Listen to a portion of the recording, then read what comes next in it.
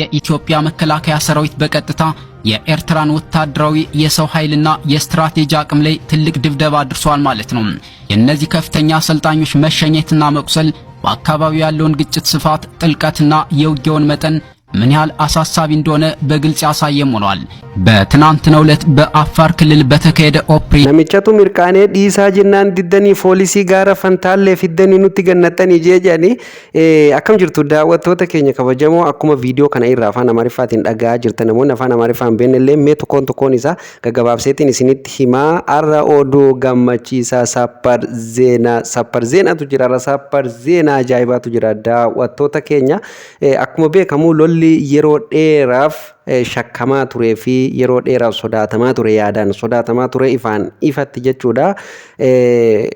Waraanni Itoophiyaa jechuudha humna qilleessaa Eertiraatii fi akkasumallee leenjistoota waraana Eertiraa itti gaafatamtoota waraanaa gurguddoo lama ajjeefamuu ibsee jira jechuudha. Akkasumallee humna qilleessaa Eertiraa irratti waraanni makalakayaan Itoophiyaa jechuudha tarkaanfii irratti fudhatee dhukkee itti kaasee jira jechuudha. Dhugaa rabbii hedduu waan nama gammachiisati diina biyya keenya ammallee daaraa bootoroo godhaa jiran jechuudha.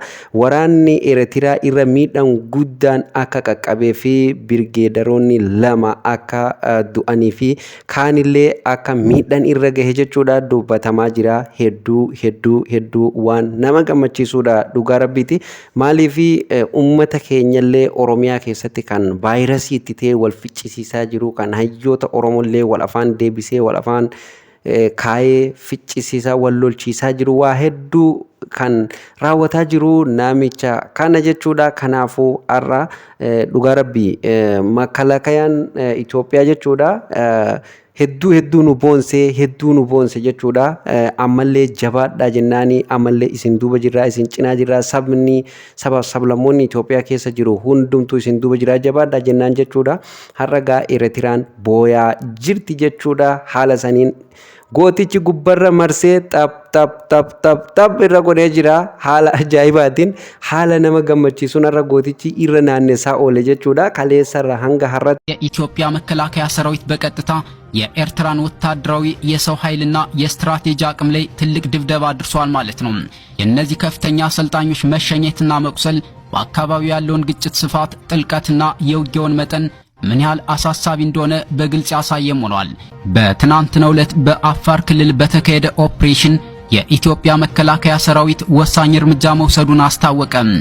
በዚህም ወቅት ከፍተኛ የሻዕቢያ ወታደራዊ አሰልጣኞች የሆኑ 2 መኮንኖች ሲገደሉ አንድ ከፍተኛ ኮሎኔል ደግሞ በጽኑ ቆስሎ በቁጥጥር ስር መዋሉ ተሰምቷል። የመከላከያ ሰራዊቱ እንዳስታወቀው እነዚህ ሶስቱም ከፍተኛ ማዕረግ ያላቸው የኤርትራ ወታደሮች ታዋቂው የሳዋ ወታደራዊ ማሰልጠኛ አካዳሚ አሰልጣኞች ነበሩ ብሏል። የእነዚህ አይነቱ ከፍተኛ ባለስልጣናት መሸኘትና መቁሰል በአካባቢው ያለውን ግጭት ስፋትና የውጊያውን መጠን የሚያሳይ ነው ተብሏል። ከትናንትናው ዕለት ጀምሮ የአካባቢው ሁኔታ እጅግ አሳሳቢም ሆኗል። የኢትዮጵያ መከላከያ ሰራዊት በአፋር ክልል ውስጥ ባካሄደው መጠነ ሰፊ ወታደራዊ ዘመቻ ወሳኝና ከፍተኛ ውጤት ማስመዝገቡን የተሰማው ከነማ ወልቀበቴ ዱአ ብርጌደሮታ ኤርትራ ከነ ኢረቲ ኤርትራን ባይ ሪፋቱ ጉዳ ከሰለ ገልቴ አከጅርቱሌ ሂማማ ጅራ ጀቹዳ ማልቱ ኑፍ መላ ከነቲ አኔ ማልቱ ዱፋ ኢትዮጵያን ሀላ ከናን ኢትፉፍናን Eertiraa guutummaan guututtuu kolonii ufii jala galchuu waan hin oolle waan jamu namoonni hedduun irraa dubbataa jira. Hayyoonni siyaasaa adda addaalleen irraa dubbataa jira jechuudha. Akkuma beekamu xiinxalaan siyaasaa Jawaar Mahaammad kana dura inumaa sodaataa ture jechuudha. Gaafa Itoophiyaa fi Eertiraa wal dhootte biyyoota biraatiin walitti seenna jedhee dubbatee jira. Garuu jalqabni isaa waan gaariidhaa dhumagaa waan ta'u hin beekne jechuudha. Daawwattoota keenya haala ajaa'ibaatiin hayyicharra irra marsee xap itti godhaa jira jechuudha.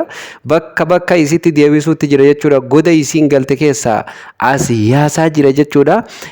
Akkuma beekamu birgeedaroonni har'a miidhamanii yookaan lubbuu isaanii dhaban kun jechuudha hedduu kan Eertiraa keessatti jaallatamanii fi akkasumallee Isaayyaas Afeworqiitiin akka malee jaallatamummaa guddaa fi Isaayyaas illee ittiin if abdataa ture keessaa isa tokko jechuudha. Warreen madaa'anii amma mana yaalaa jiran illee akka jedhamaa jirutti jechuudha baay'eedha jechuudha leenjistoonni waraana Eertiraa jechuudha. Egaa akkasumallee humna qilleensaa isaaniitii fi humna bakka waraana isaaniitti leenjisan hundumaa daaraa botoroo godhanii jiran jechuudha. Galatoomaa jennaan dhugaa rabbii waan gaarii gaafa dalagan jajjabeessuu qabna, appreciate godhuu qabna jechuudha. Bira dhaabbatuu qabna.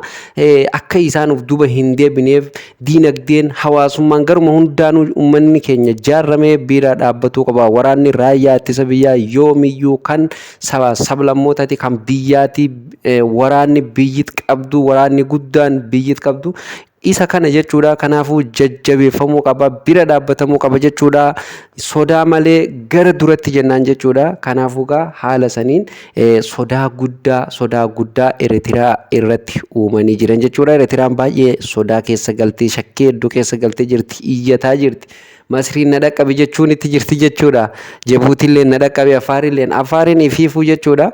Mootummaa Itoophiyaa waliin dhaabbataa akka jirtu ni beekama jechuudha. Isiin sababa amma Tigraay fi Ijiptii of cinaa waan hiriirsuu deemtullee ni fakkaatti. Garuu waan isaan faana isa faana hiriiranillee natti hin fakkaanne jechuudha. Daawwattoota keenya hundaafuu muummichi ministeeraa haala kanaan tarkaanfii ammas ga'u kana jechuudha fudhachisee jira jechuudha. Kuni injifannoo isa guddaadha. Amma boodallee injifannoo kana caalu akka galmeessan waraanni raayyaa ittisa biyyaa injifannoo kana caalu akka galmeessan abdii qabna jechuudha. Kanatti aansee jechuudha daawwattoota keenya kabajamoo fi jaallatamoo wanta sheer gootanii fi wanta waliif qoodan ilaallataa waliif qooduu hin dagatina jechuudha. Maaliif wanti viidiyooleen adda addaa kan namoonni keenya sheer godhaa jiru jechuudha waan biyya keenya mataa gadi qabachiisudha jechuudha. Keessumaa viidiyoolee afaan Amaariffaatiin yeroo hedduu hojjetaman jechuudha.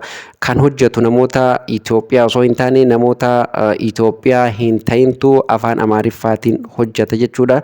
Itoophiyaa irratti yookaan mootummaa Oromoo irratti shira hedduu kan hojjetaa jiru jechuudha. Kanaafuu viidiyoo sheer gootanillee ilaallataa keessa isaa adda baafataa waan viidiyoo qabiyyee viidiyoo san keessa jiru adda baafataa akka sheer gootan asumaan isin gorsuu barbaada jechuudha. Egaan daawwattoota keenya oduuf odeessaaleen keenya har'a isiniif qindeeffannee dhufne kana fakkaataa akkasinitti tolu abdii qabna. Viidiyoo keenya namoota hedduu bira akka dhaqqabuuf laayik sheer gochuu hin dagatina. Yaada keessan komentii jalatti nuuf qoodaa. Daawwattoota keenya guyyaa guyyaan oduuf odeessaalee keenya dhaga'uuf fuula YouTube Oromoon subscribe godhaa. Daawwattoota keenya sagantaan keenya asumarratti goolabamaa sagantaa itti aanu nama walitti deebinutti nagaa ta'a.